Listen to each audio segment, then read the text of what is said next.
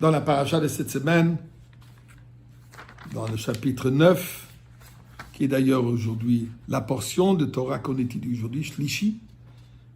Et Moshe Rabbeinu nous raconte son expérience avec les premières Luchot, et ensuite les deuxièmes. Et il raconte que, en revenant du mont Sinaï, après 40 jours que j'étais dans le monde céleste, quelque part, je suis revenu avec les tables de la loi. Et là, j'ai vu, il dit, Va'erev hine chatatem lachem elokechem. Là, j'ai vu que vous avez commis le péché devant Dieu. Qu'est-ce que vous avez fait? Asitem lachem egel masecha. Vous avez fait le péché du veau d'or. Petite parenthèse, masecha, masque. Pas rentrer dans les détails. Et j'ai vu comme vous avez commis le péché du veau d'or, chas v'shalom, que vous avez rejeté Dieu et vous êtes allé chercher une idole. Qu'est-ce que j'ai fait? Il va être faute, va être fausse, pishne à luchot. J'ai attrapé les deux luchot, les tables de la loi, va ashlichem al shtei yadai, je les ai jetés de mes deux mains, va shabrem leinechem, et je les ai brisés devant vos yeux. J'ai pris possession, je les ai attrapés, je les ai cassés, je les ai jetés devant vous, que vous avez vus. Et ensuite, je suis allé prier à Kadosh Baruch Hu pour qu'il vous pardonne. Et je suis remonté au ciel 2 reprises. Finalement, à Kippour, je suis revenu. Où Dieu m'avait dit, Vayomer Hashem Salach Tikit Varecha, et ainsi de suite. Or, Chaim Akadosh pose la question. Qu'est-ce que ça veut dire, va être fausse? J'ai pris, je les ai attrapés. Je les avais en main. 2 versets avant cela, il dit lui-même, Va'efen, va'ered minahar, je suis descendu du mont Sinaï. Ushne luchot abrit al shtei yadai. J'avais les luchot en main. Alors qu'est-ce qu'il veut dire? Je les ai attrapés. Tu les avais.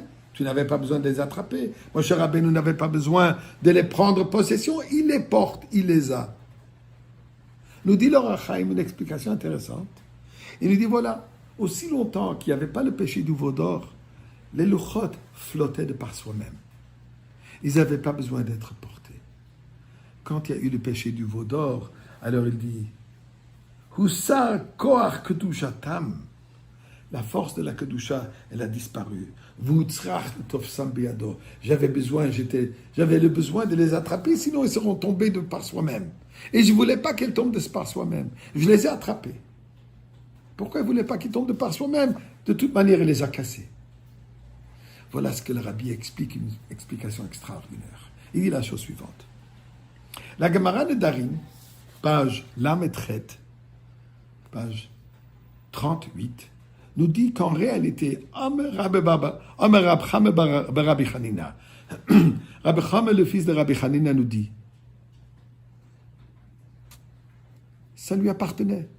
Il a même eu droit de prendre la poussière des luchot, Moshe Rabbeinu, des lettres qu'il a gravées, il avait droit de les prendre. Et de ça, il s'est enrichi.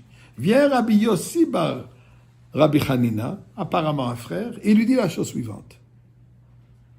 La luchot, en réalité, appartenait à Moshe Rabbeinu. Dieu lui a donné le cha, comme il dit ici, l'onitna Torah, elle a le Moshe ou le Zaro. La Torah a été donnée à Moshe Rabbeinu et à ses enfants. Mais quoi, Moshe Rabbeinu, lui, il a décidé de partager, de le donner au Ham Israël. Nous dit Moshe Rabbeinu la chose suivante.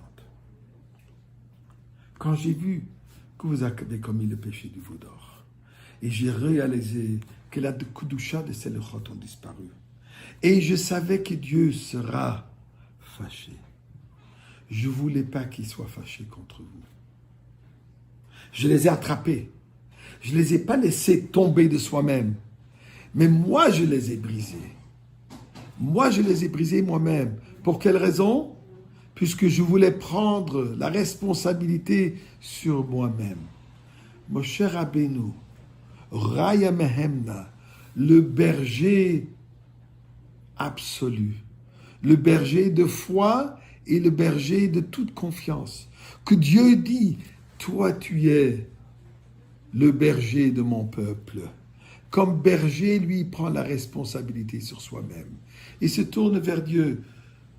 N'en veux pas au peuple juif que ta kedusha a disparu. Je prends la responsabilité sur moi. C'est moi qui les ai cassés. Ce concept, on retrouve chez Mashiach. Le passouk de nous dire Machovenu hu sovel. Mashiach, il prend les douleurs, les souffrances d'Am Israël, il les prend sur soi-même pour nous protéger. Mais nous, de notre côté, on se doit envers Mashiach de lui soulager la souffrance. Et comment est-ce qu'on peut soulager la souffrance de Mashiach? Eh bien, on vient de Tisha B'Av, on a étudié que la reconstruction du Beth Amikdash vient par l'amour du prochain. Mashiach attend qu'on s'aime encore plus. Le fait que nous, on s'aime plus fort, on s'efforce, on s'améliore dans Avat Israël, on enlève la douleur de Mashiach et il vient nous libérer et il nous amène le Beth Amikdash aujourd'hui même.